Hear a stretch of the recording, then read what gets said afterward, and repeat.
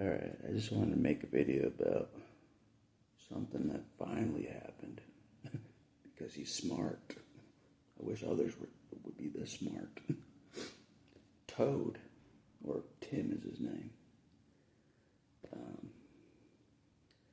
he disrespected me. He did. At a church thing. He disrespected me big time. Like I was just the way the police disrespected me recently. They'll learn too. You don't disrespect me. He disrespected me, made me feel like I was like some nobody, less than dirt, like the police did and the sheriffs did and the whole city did and the courthouse did. Tim did the same thing, but earlier than the police battle. You know what I mean? He disrespected me and Superman, my friend, codenamed Superman. His name's Leon, but he won't care. He doesn't care that people know him. You know what I mean? He's that kind of guy. He's like, I don't care. Bring him on. He's the one that was like, I don't care if the whole feds come against us. Come on, bring it. He's not afraid of the feds. And I was like, because I've never had a toe-to-toe, like, face-to-face, face-off with the feds before. Just the police. I don't know if it's like a whole new level of mean. It could be. You know what I mean? Guantanamo Bay, here we come. Immediately, like, meet Superman against 100 feds. He'd be more brave than I would be. I'm like, they're going to take us to Guantanamo tonight, don't you? He's like, I don't care. I don't care. I'm like, all right. He's brave. I'm like, I got some brave friends. I do. They're lucky it was intentional. They singled me out when I was alone. When they took me to jail, they singled me out. I wasn't around any friends, and that's intentional. None of my backup, none of my friends were there. None of them. My heavy hitter friends. You know what I'm saying? If they would have been there, that would have been a different story. It would have been a different story, I have friends that have been in prison for years, that have they're pissed still about being in prison. I got those kind of friends, okay? Yeah, they don't care either. But anyways, but that's not what this video is about. It's about Toad. Toad. He always talks about the power of the tongue, for good or for bad. That's why he's Toad. That's why he's Toad. He always talks about the power of your mouth, the power of the tongue. You know what I mean? I can use it for good or bad. Most of the time it's bad. But oh well, we got the mission done. That's all I care about. Whether the tongue was good or bad to the public, doesn't matter. The mission got done. I don't care. Hawkgate's mission accomplished, victory. We don't care. That's all I cared about the whole time. So, yeah, the biggest mission we've ever tried. The X-Men, the Hawkgates, we accomplished it, thank the Lord. It was tough, but we did. There was a lot of opposition, even from inside the team. Even from within the X-Men, there was opposition to this mission. It was heavy. It was a big mission, I'm like, what is this about? I mean, what's going to go on at this summit? And then bombs start dropping. Bombs start dropping on Iran, and bombs start dropping on Israel. I'm like, oh boy. Oh boy. God knew about this. God knew about this. USA's dropping bombs on Iran before Gambit goes to the summit. I'm like, oh man, God knew this was going to happen. This is way, way hotter territory than I first anticipated. I was like praising God I didn't have to go. I praise God. I could have. Oh, there could be like Iranians surrounding me in the audience, and I know there were. You know what I'm saying? That's what Bishop said. The enemies of Israel they sneak past security somehow. Like, I'm an Israeli supporter. They get past security. And so in the summit, there's like Iranians, Hamas, they are, you know what I mean? And it's serious, you know what I'm saying? And then they have to get escorted out when, you know what I mean?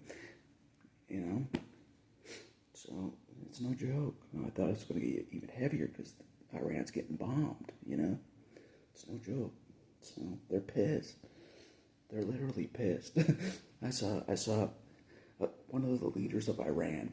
He ain't backing down. He's pissed. He's like, you want a long war? We're going to give you a long war. You know what I'm saying? They ain't backing down.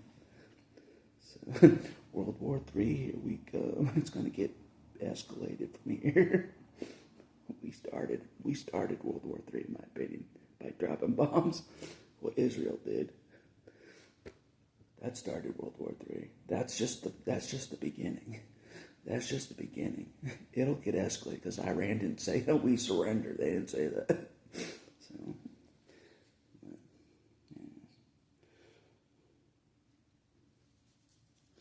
At least they don't go down. You know what I mean? Like some people I know, like, oh, we give up. You know, we won't go to the hot gates for you. We give up. Iran's not doing that. You know, Mike, I should have recruited Iran. They have never say die attitude. You know, we like that. You know, even if they're on the wrong team. You know, so they don't know they're on the wrong team. They think they're on the right team. You know, as we all do. We're on the right team. We're on the right team. Iran's like, we're on the right team. Israel's like, we're on the right team. USA's like, we're on the right team. You know, we all think we're on the right team. The only one on the right team is probably Israel. You know, that's it. That's it. We're like, they didn't even need our help. You know, the most wicked country in the world is the USA. They're just trying to look good to help Israel. They were just trying to look good. The lesser brother to Israel, USA. We're helping too. You know, who bombed Iran first? Israel did. They're the top dogs. They're the top dogs. For God, Israel is. I wish I lived there. I'd be going to Golgotha every day where the Lord was crucified because they're trying to crucify me here. I'm like, I can relate to you, Jesus. You know what I'm saying?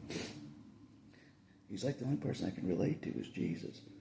You know, I was like pulling from the Bible when I was in jail. What did Jesus do? Oh, Jesus didn't do anything. He just stayed silent and just let them do whatever. That's what I did in jail. I'm like, Jesus, the King of Kings, Jesus, just stayed silent and just let them do whatever. When they took him in handcuffs back in the day, that's what I did. I'm like, they're just going to do whatever. And they, even before Herod, modern day Herod for me too. I just, whatever, do whatever. I just did what Jesus did. I didn't say nothing to Herod. I'm like, he's going to be disqualified from the main trial. Yeah, from the jury trial. Herod is being disqualified. Gambit, I know you agree. We're disqualifying Herod from the whole trial. Disrespect. Anybody that disrespects Wolverine face to face is off the trial, especially if it's a judge. Pontius Pilate stays. He's all right. So, but I'm allowed to disqualify one judge. Herod has to go. Herod has to go. But anyways, that's not what this video is about. But as you guys know, my videos are about many things. Not just what the short title says. You know what I mean? If you click on it, you never know what you're going to watch. You never know. It's a surprise every time, and we like that. Surprise tactics. So anyways.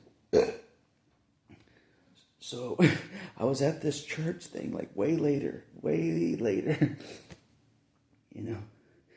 Even after jail, way later. And Toad was there. And he knew I was ignoring him. He knew, by this time, he knew I was pissed. I was hunting him down. He knew I was hunting him down. It's not a joke. He's like, he's doing his job, his employment. And then, all of a sudden, I appear. All of a sudden, I appear, while he's working. Accidentally, I appear. I give him the death stare, and then I go away. No words. He knows. He knew he was a dead man at that point. Once I do the death stare, after you disrespect me like weeks prior, and I find you at your work, and I do the death stare, and I walk away without words. while he's like, hey, what's up? I just walk away. He knows he's a dead man. You know what I'm saying? And like a little after that, he finally apologized to me. Finally. It took all that time and intimidation. You know what I mean? I'm like, there was like one piece left. It's like, I don't know where he sleeps at night. That was the last piece. I didn't know. You know, but that was you know, it was coming. You know, and I'm like, I'll figure it out eventually. You know what I mean? You can't find them. You find them where you know where they'll be. You know what I mean? I know he goes to that church. I'll go there and, you know, put some pressure on him there. And then I know where he works. I'll put some pressure right where he works. You know, I don't play nice. Once you disrespect me, and he disrespected Superman, he still owes Superman an apology too. He disrespected the both of us at the same time. So that's what I told him. Like, you need to apologize to Superman, dude. I'm like, you need to apologize to my friend. I didn't say Superman, but I'm like, you disrespected my friend too. You're going to apologize to him as well when the time comes. You know what I'm saying? People are learning. You don't disrespect me. Guess who disrespected me? The police disrespected me. Yeah, they're toast. They're toast. You know what I mean? I'm like scouting all their houses at night. Have to, you know, that's the tough part. That's the tough part. You know what I'm saying?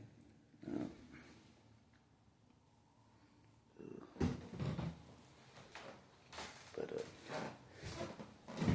the lighting went weird. Right.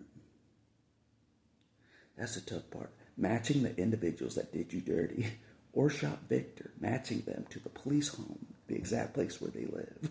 That's tough. It is. Because they're very protected. They protect their own, even though they're killing children out there. You know what I mean? It takes work. It takes work to find exactly where that officer sleeps. It takes a lot of work. It does. It's not easy. It's not easy, but we'll get it done. So, like I said, I know who one of the ones that killed Victor is. I know what he looks like. If I see him, you know what I mean? It's a done deal. But I haven't seen him since Victor died.